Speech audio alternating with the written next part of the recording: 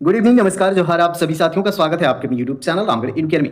JPSC Z की तैयारी जितने भी साथी कर रहे हैं उन सभी साथियों के लिए वीडियो इंपॉर्टेंट है। पूरे 50 क्वेश्चन हैं, कोशिश कीजिएगा 40 प्लस स्कोर करने का। कितना स्कोर करते हैं कमेंट सेक्शन में जरूर लिखिएगा और यह भी जरूर बताइएगा कि यह जो प्रैक्टिस सेट का जो सिलसिला है इसको जारी रखा जाए, या फिर अपना सुझाव जरूर दीजिएगा कि प्रैक्टिस सेट 10 प्रैक्टिस सेट करवाने के बाद मैं यूनिट वाइज फिर से क्वेश्चन कराऊंगा, इंपॉर्टेंट क्वेश्चन, फिर मैराथन का यहाँ पर प्लानिंग है। तो पहले के जो वीडियोस हैं उनको आप देख सकते हैं, सेपरेट प्लेलिस्ट बनाया गया है।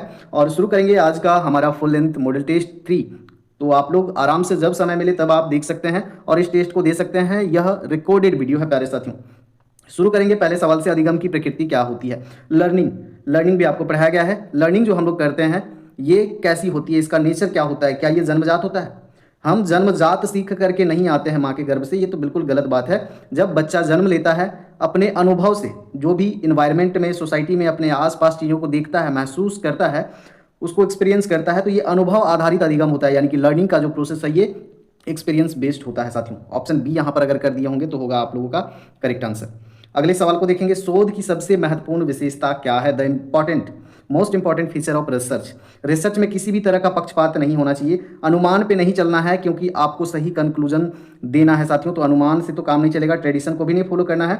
ऑब्जेक्टिविटी जो है आपका डिफाइन होना चाहिए साथियों आपकी शोध का। तो बी विकल्प यहाँ पर होगा करेक्ट। अगला सवाल है, which is a regulatory body of higher education. उच्च शिक्षा का जो रेगुलेटरी बॉडी है, नियामक निकाय है, ये कौन है साथियों? सभी को जानते हैं, UGC, university grant commission. Bharat में जितने भी यूनिवर्सिटी हैं सभी को मान्यता देना, इनके लिए रूल रेगुलेशन बनाना इसका काम है, उनका संचालन करना यूजीसी का ड्यूटी है। आगे बढ़ेंगे। नैक का मुख्य कार्य क्या है साथियों? नैक का फुल फॉर्म आप लोग बताइए। आप लोग देखते होंगे जितने भी कॉलेज हैं या फिर यूनिवर्सिटी हैं, नैक की टीम आती है प्रत्येक 2 साल, 3 साल या 5 साल का गैप में आती है और जांच करती है, उनको ग्रेडिंग देती है, A grade, A plus, B plus, इस तरह से। यानी कि जो संस्थान है, एजुकेशनल इंस्टीट्यूट हैं, इनका मूल्यांकन, एवोल्यूशन करने का कार्य करता है साथियों नैक। आगे देखेंगे परिकल्पना क्या है। परिकल्पना हाइपोथेसिस, और ये रिसर्च का पार्ट है। तो परिकल्पना आपका होता है परीक्षण योग कथन। बी विकल्प यहाँ पर कर रहे होंगे तो होगा करेक्ट। नेक्स्ट देख लेंगे यहाँ पर स्वतंत्र चर क्या है? इंडिपेंडेंट वेरिएबल इज, क्या ये आउटकम है, कंट्रोल्ड एलिमेंट है, मैनिपुलेटेड फैक्टर है, या फिर कांस्टेंट? जो स्वतंत्र चर है साथियों यह परिणाम नहीं होता है, यह नियंत्रित भी नहीं होता है, प्रभावित करने वाला तत्व होता है, यानी कि ये प्रभावित करता है, मैनिपुलेट करता है। सी विकल्प यहाँ पर होगा करेक्ट। अगला सवाल का आंसर आप लोग जरूर करेंगे। लॉ ऑफ इफेक्ट किसने दिया है? और यह इफेक्ट जो है साथियों पावलोव का दिया हुआ है, तो याद रखिएगा इसको। अच्छा, थॉर्नडाइक का है ये, करेक्ट कर लीजिएगा इसको। थॉर्नडाइक ने दिया हुआ है और इसका जो प्रयोग वगैरह है इसके लिए थोड़ा सा साइकोलॉजी आपको पढ़ना होगा। तो साइकोलॉजी का भी प्लेलिस्ट बना हुआ है, वहाँ पावलोव, थॉर्नडाइक, स्किनर, कॉलर सभी के सिद्धांत जो है वो अपलोडेड है पहले से ही। संप्रेषण से हर बार सवाल आता है, तो यहाँ पर आप लोग आंसर कीजिएगा। प्रभावी संप्रेषण में बाधा क्या है? अस्पष्टता बाधा नहीं हो सकता है, प्रतिक्रिया जरूरी है दोनों तरफ से, माध्यम मीडियम ये तो नहीं है, शोर नॉइस यहाँ पर कर रहे होंगे तो ये बाधा है किसी भी तरह का कम्युनिकेशन में। शोध में प्लेजरिज्म का अर्थ क्या है? चलिए, तो सी विकल्प कर रहे होंगे, नकल करना, तो बिल्कुल करेक्ट हो जाएगा आपका। आईसीटी, ये पिछले बार 2024 में पूछा था पीवाईक्यू में। आईसीटी का फुल फॉर्म आप लोग बताइएगा। ऑलमोस्ट सभी को पता है, इंफॉर्मेशन एंड कम्युनिकेशन टेक्नोलॉजी। अभी रीजनिंग के भी सवाल आते हैं तो आप लोग कोशिश कीजिएगा।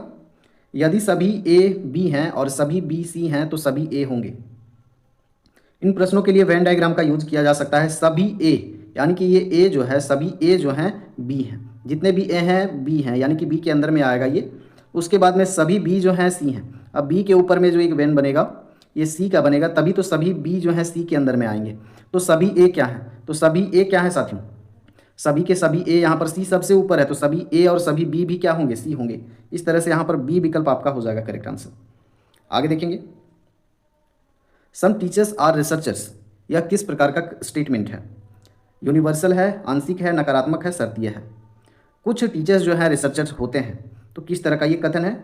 आंशिक है। पर्टिकुलर है कि सभी शिक्षक रिसर्चर नहीं हैं, कुछ शिक्षक, सम टीचर्स हैं, तो ये आंशिक है, पर्टिकुलर बात हो रही है। आगे देखें। यदि कुछ विद्यार्थी शिक्षक हैं और सभी शिक्षक सुधारती हैं तो निष्कर्ष होगा। अब इसके लिए वेन डायग्राम का सहारा लेना होगा हमें। यदि कुछ विद्यार्थी शिक्षक हैं, कुछ विद्यार्थी शिक्षक हैं, ये विद्यार्थी हुए और शिक्षक के लिए हम ले लेते हैं ये। कुछ विद्यार्थी यानी कि विद्यार्थी का कुछ हिस्सा जो है कट करेगा यहाँ पर शिक्षक, ये टीचर के लिए है और ये स्टूडेंट के लिए है। सभी शिक्षक शोध करता है, यानी कि जितने भी टीचर हैं ये सभी शोध करता है, रिसर्चर हैं, तो टीचर के ऊपर एक वेन बनेगा और ये होगा आपका शोधकर्ता के लिए। तो शोधकर्ता के अंदर में सभी टीचर आ रहे हैं और शोधकर्ता के अंदर में कुछ हिस्सा स्टूडेंट का भी आ रहा है, क्योंकि कुछ स्टूडेंट टीचर के हिस्से में आए थे। तो इस तरह से क्या निष्कर्ष निकल सकता है, सभी विद्यार्थी शोध करते हैं, सभी नहीं है, क्योंकि कुछ हिस्सा इंटरसेक्ट किया था, कुछ विद्यार्थी शोध करते हैं। हाँ, कुछ स्टूडेंट जो है टीचर भी हैं और शोधकर्ता भी हो सकते हैं। बी विकल्प यहाँ पर होगा करेक्ट। आगे देखेंगे, रीजनिंग का ये सवाल है। रीजनिंग के इजी ही सवाल रहते हैं, डिफिकल्ट रहते नहीं है। 2, 6, 12, 20, 30 किस तरह का ये पैटर्न है आपको बताना है।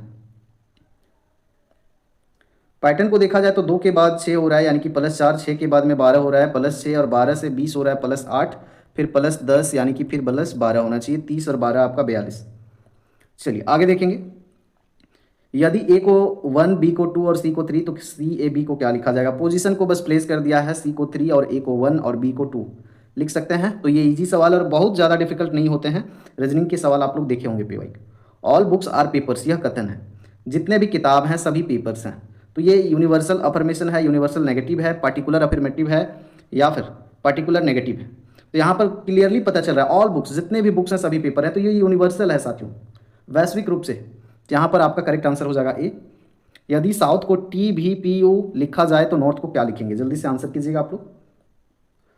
तो यहाँ पर इजी सवाल है, एस से टी +1 हो रहा है, ओ से बी, और यहाँ क्वेश्चन में थोड़ा सा एरर है तो आप लोग इसको करेक्ट कर लीजिएगा। साउथ को लिखा गया है टी पी भी यू आई, तब आप लोग नॉर्थ को लिखिएगा साथियों। तो यहाँ पर एस से टी +1, ओ से पी +1 और यू से भी +1 और टी एस टी यू से +1, एच से आई +1 का पैटर्न है। तो आप लोग यहाँ पे आंसर जल्दी कर दीजिएगा। एन का हो जाएगा एम एन ओ और ओ का हो जाएगा पी, आर का हो जाएगा एस, फिर टी का यू और एच का I, O P S U I. Option A में यहाँ पर जो है जितने भी साथी कर दिए होंगे हो जाएगा करेक्ट।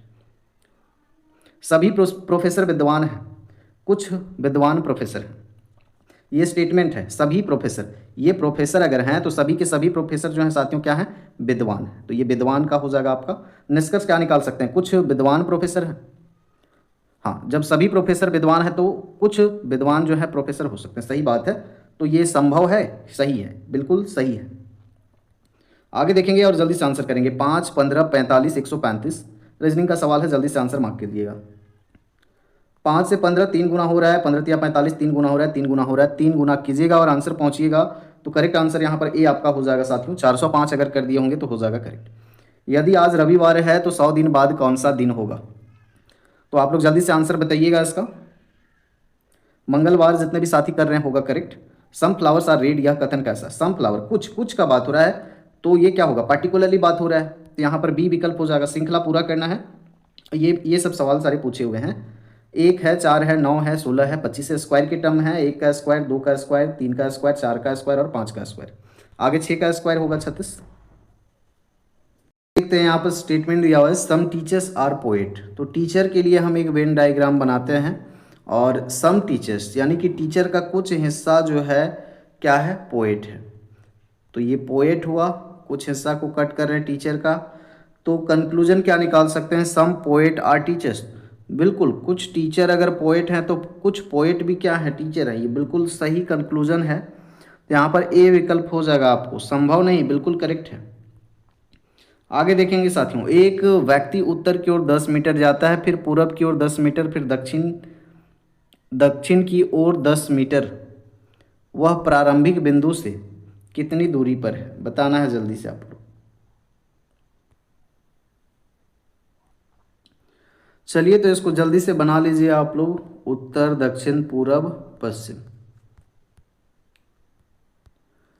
व्यक्ति उत्तर की ओर 10 मीटर जाता है, यानी कि उत्तर ऊपर की ओर है, ये 10 मीटर ऊपर चलता है।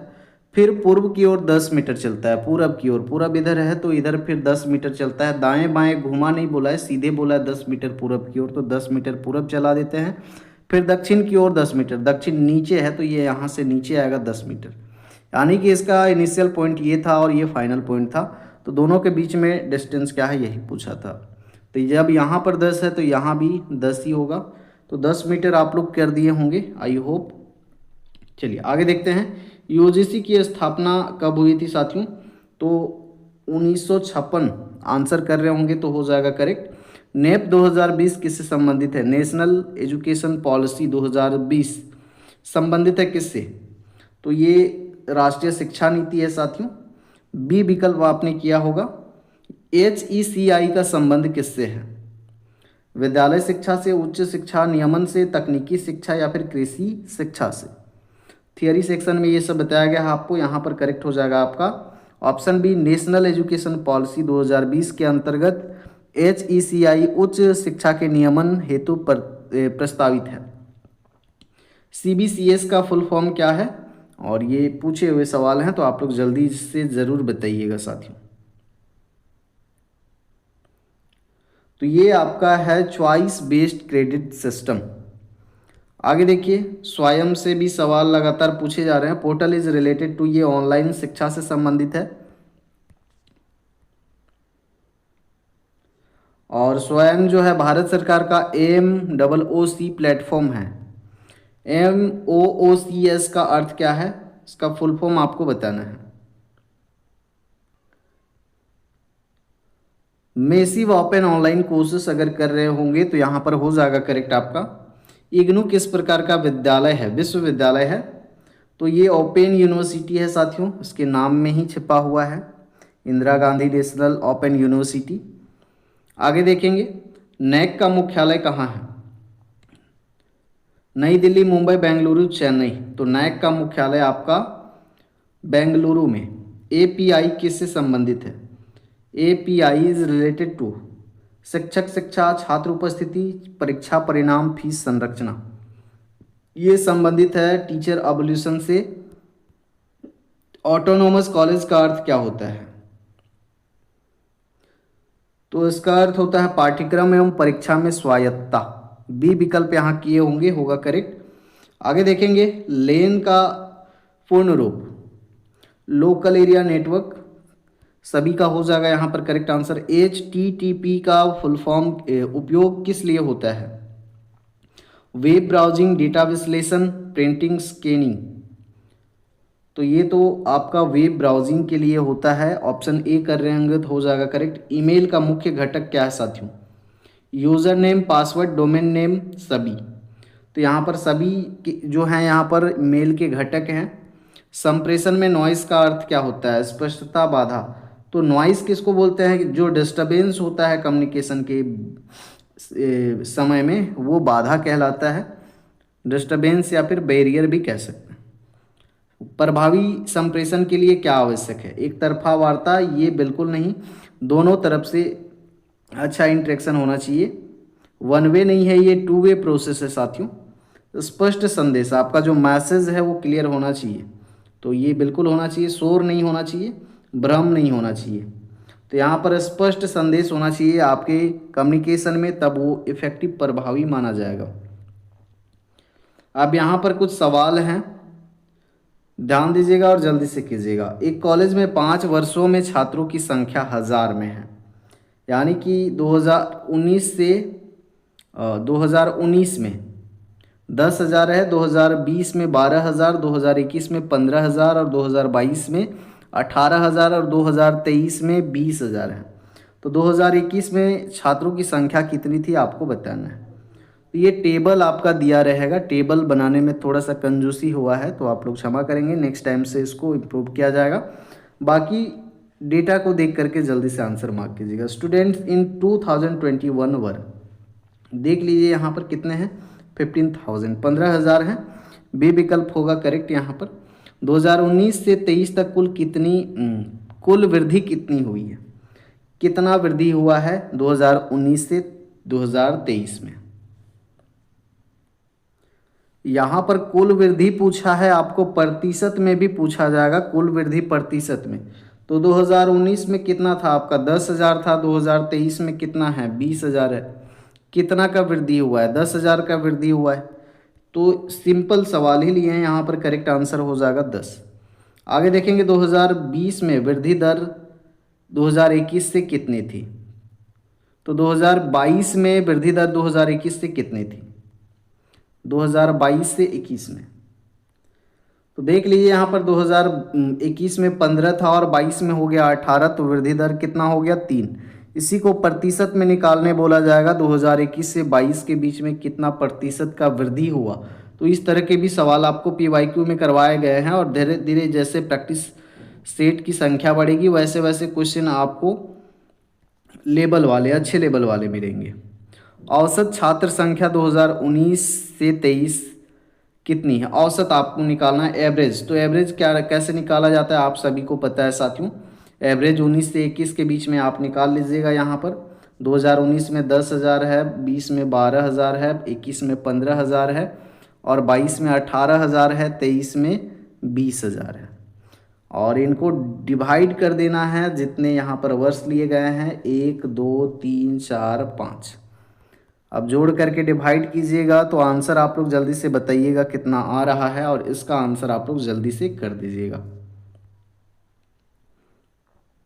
15 अगर आ रहा है एवरेज नंबर ऑफ स्टूडेंट्स, तो यहाँ पर 15,000 आपका करेक्ट आंसर हो जाएगा। किस वर्ष अधिकतम छात्र थे, सबसे ज़्यादा, मैक्सिमम? तो आपको इस तरह के सवाल पूरा का पूरा जो टेबल रहेगा उसी को अच्छे ढंग से आपको देख के करना है। मैक्सिमम नंबर्स ऑफ स्टूडेंट्स यहाँ पर 2023 में 20K। तो यहाँ पर करेक्ट आंसर हो जाएगा साथियों आपका 2023। आगे देख लेंगे, यदि क्लोक को लिखा गया है KHOXP तो वॉच को लिखा जाएगा। तो जल्दी से लिखिएगा इसको आप लोग। इसका करेक्ट आंसर हो जाएगा यहाँ पर ए, जितने भी साथियों ने किया होगा बिल्कुल हो जाएगा करेक्ट। अगले सवाल को देखिएगा और आंसर कीजिएगा। 3 6 12 24 आगे कौन सी संख्या होगी? चलिए, तो आगे यहाँ पर सी विकल्प कर दिए होंगे तो हो जाएगा आप सभी का करेक्ट। पॉज कर करके सॉल्व जरूर करना है आप लोगों को। यहाँ पर समय बचाने के लिए थोड़ा सा स्किप किया जा रहा है तेज़ी से, तो आप लोग वीडियो को थोड़ा धीरे रोक रोक करके आप लोग ज़रूर कीजिए। ऑल प्रोफेसर्स आर स्कॉलर्स, यह कथन कैसा है? सभी के सभी प्रोफेसर जो हैं स्कॉलर हैं। स्टेटमेंट क्या है? सार्विक, यूनिवर्सल है। बिल्कुल ये यूनिवर्सल है साथियों, क्योंकि सभी को लिया जा रहा है। सार्विक नकारात्मक तो ये है नहीं, आंशिक सकारात्मक आंशिक नहीं है, पार्टिकुलरली बात नहीं हो रहा है, तो ये पूरी तरह से क्या है? सार्विक सकारात्मक है, यूनिवर्सल है। आज, यदि आज सोमवार है तो 45 दिन बाद कौन सा दिन होगा? आपको बताना है। चलिए, तो इसको जल्दी से बताइएगा। आज सोमवार है तो 45 दिन में कितना सप्ताह होगा? 7 दिन में, 7 दिन के इंटरवल के बाद फिर सोमवार होगा। कितने सप्ताह हो रहे? 7 छक 42, 6 सप्ताह। और बच कितना रहा है? 3 बच रहा है, 3 दिन। और सोमवार आज है, यानी कि 1 दिन और यहाँ पर कम हो जाएगा। तो 6 सप्ताह के बाद में यहाँ 3 दिन और बच रहा है, तो फिर से 3 दिन और काउंट होगा, तो क्या हो जाएगा आपका? सोमवार, मंगलवार, बुधवार। बुधवार यहाँ पर अगर कर रहे हैं तो हो जाएगा बिल्कुल करेक्ट। शोध रिपोर्ट का अंतिम भाग होता है, सबसे लास्ट में जो आपका शोध रिपोर्ट रहता है, रिसर्च रिपोर्ट, इसमें क्या लिखा जाता है? सबसे लास्ट के पेजेज में बुक भी आप देखिएगा या शोध देखिएगा तो उसमें संदर्भ सूची, उसके बाद में रेफरेंस भी लिखा जाता है, कहाँ कहाँ से लिया गया है डेटा को, और संदर्भ सूची भी दिया जाता है। तो यहाँ पर आपका करेक्ट आंसर हो जाएगा। तो हमने कोशिश किया है कि देखिए 50 क्वेश्चन जो हैं आपके 20 मिनट के अंदर में ही हो गए। तो आप लोग इस तरह से प्रैक्टिस कीजिएगा और बने रहिएगा, प्लेलिस्ट को फॉलो कीजिएगा, अपने स्तर से जितनी अच्छी तैयारी हो पाती है ज़रूर कीजिएगा। बाकी मिलते हैं अगले प्रैक्टिस सेट के साथ में। धन्यवाद दोस्तों, जोहार।